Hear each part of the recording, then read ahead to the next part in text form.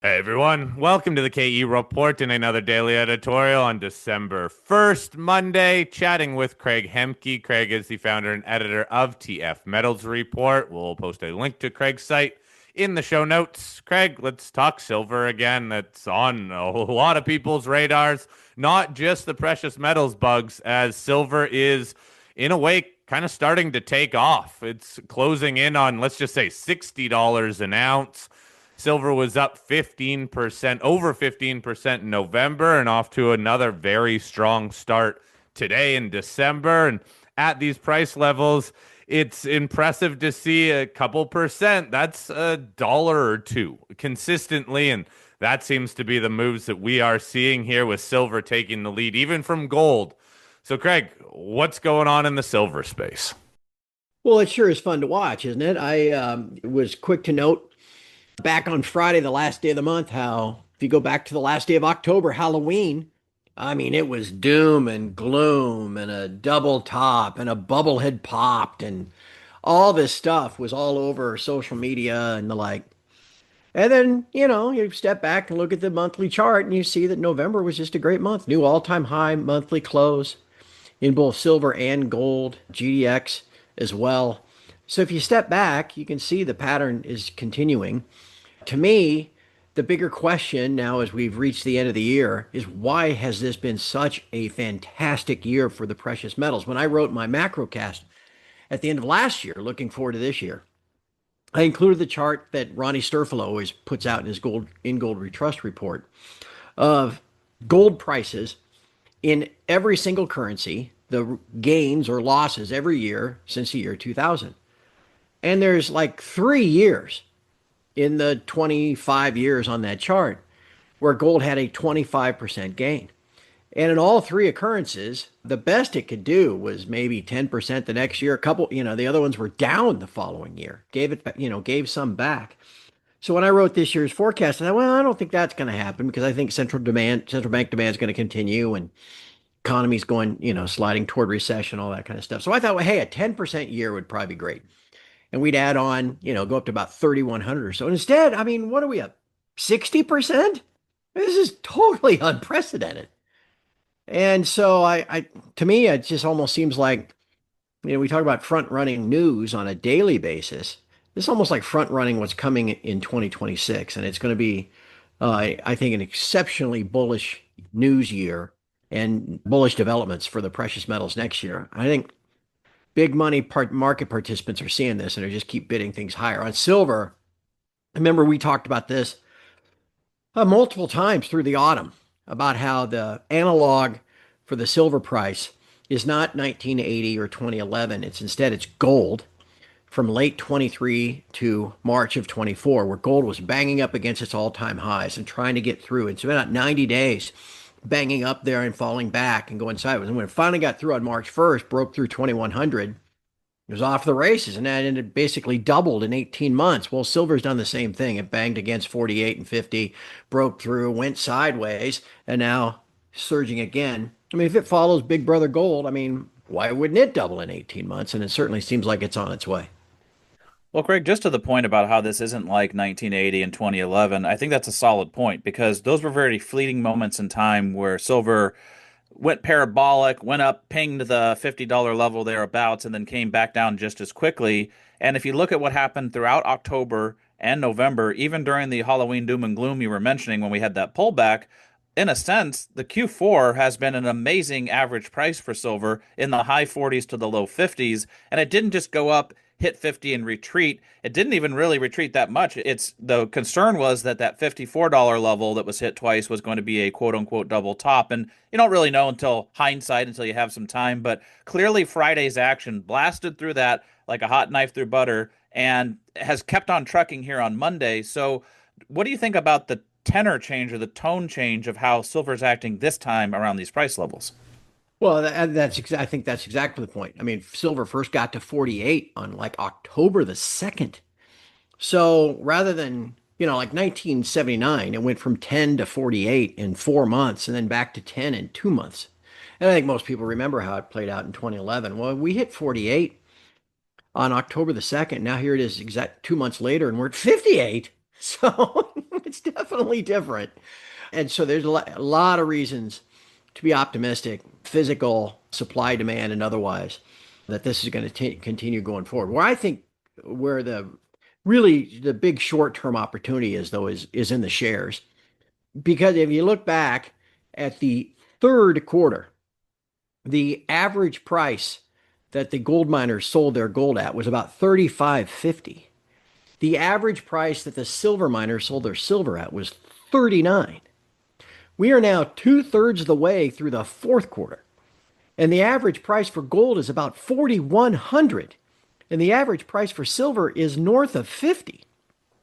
And yet, the GDX topped out on October the 15th at 85. Today it's only 83. And you could say the same thing for the silver miners. So there will be, as we get deeper into the month of December, a kind of, I know the GDX has already moved up from 70 to 80 over the last couple of days, but I think it's just getting started. I mean, if it could go to 85 in October, as the third quarter was just getting over with and people were looking ahead to third quarter earnings, why would it not? Why would it crap out here at 83 ahead of people looking forward to fourth quarter earnings? So I think there's going to be another big, massive rush. The GDX from, I don't know, let's call it 1st of August to the middle of October, that 2.5 months went from 53 to 85. Does something similar again. Goes from a low of 70 a couple of weeks ago to what? 105? I think there's a big move coming in the shares. It's just a matter of days or weeks at the most. Craig, what about diving more into the shares then? Because, yeah, this next quarter, well, prices are simply higher. So we kind of have a good idea of what these stocks are going to produce. We don't usually get surprises to the upside or really to the downside as long as we see stable production, no out of the ordinary mine shutdowns. So is it simply just using that price change and saying this is how much the shares should go up, or is there a different metric? Do you look at any of the valuation ratios that a lot of other investors use to judge just which stocks should move the most? Well, I've always been about the margins. I want to own the lowest cost, highest margin producers. That's the ones I've always tried to focus on. And so you're just widening out. And again, that change from, well, let's call it, I don't know, 1500, just keep the math easy, $1,500 costs and $3,500 gold, that's 2,000 an ounce, right? But if you bump that to $4,000 a gold, that's 2,500. That is an increase of 25% to your bottom line. And so that's what I always look at. And so that's in terms of which ones I want to buy. I just think, man, looking at the chart and how these things trade, we got into October and the price of gold fell and everybody was talking about, well, that's it. That's all the higher it's going to go. It's a bubble that's been popped. And I think there was a big rush. Well, obviously you can see in the chart. I mean, the GDX fell 20% from 85 down to 68 because everybody said, that's it. I got to get out of these things. This is the best it's ever going to be. And what I'm waiting on is that crowd to turn around and go, I guess that wasn't it. It's going to be even better. And if it, just in the most simple analysis, if the GDX goes back onto the trend line that it took from the 1st of August all the way to the middle of October, I mean, that projects out to like about 110. So, and what are we, 83?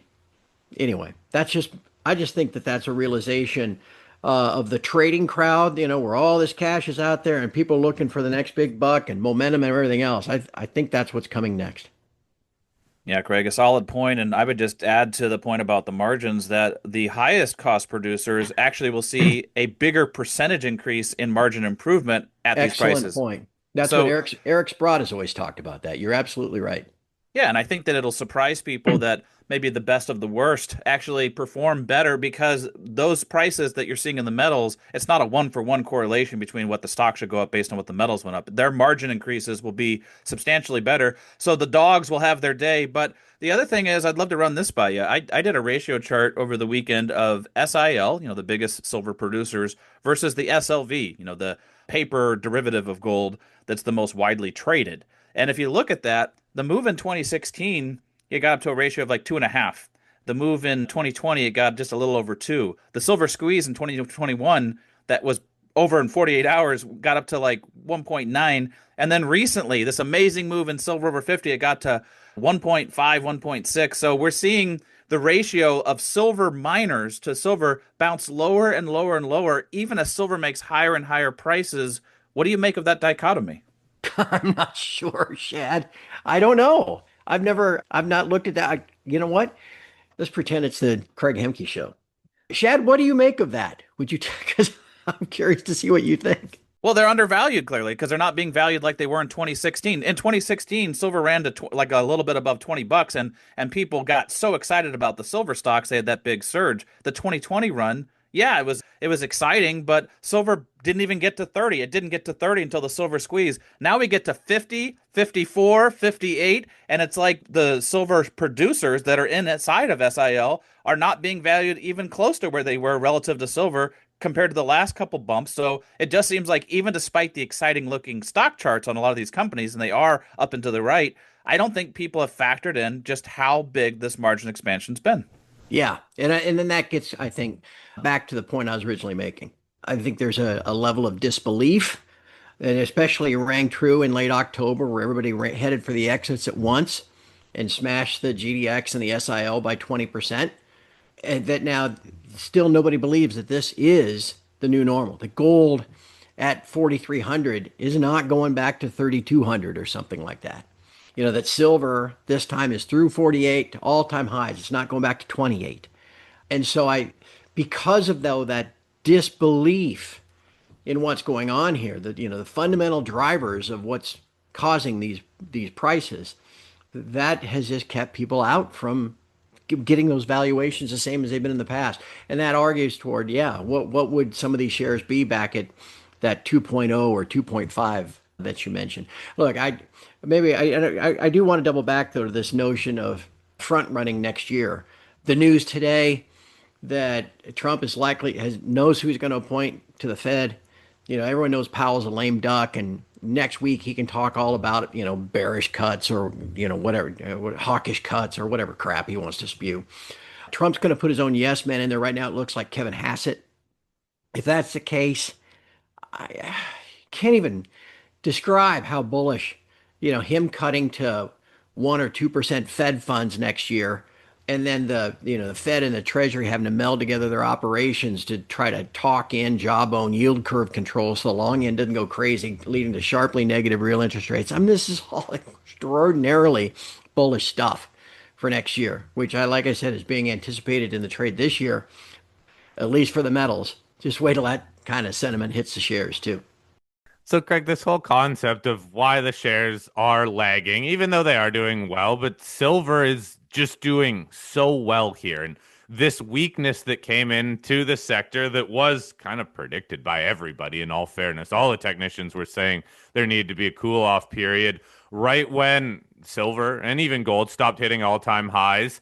Everything ground to a halt. It didn't take a long time for that to sort itself out, but that also seemed to sort itself out when silver started skyrocketing higher. Gold has done well, but silver's really taken the cake here. But it is that whole concept of, yes, people are quick to rush out the door, but the metals prices still drive this sector and it drives the motivation. So really, is that what matters here? Simply silver hitting all-time highs, us talking about all-time highs week after week, and then these stocks just will start to do better or even arguably start to outperform on a longer term basis? Yep, I think that's exactly it. Again, the three of us and pretty much everybody listening to the recording of the three of us, we all understand what's going on here, right? We've been in this trade for a long time and we understand the fundamentals behind it.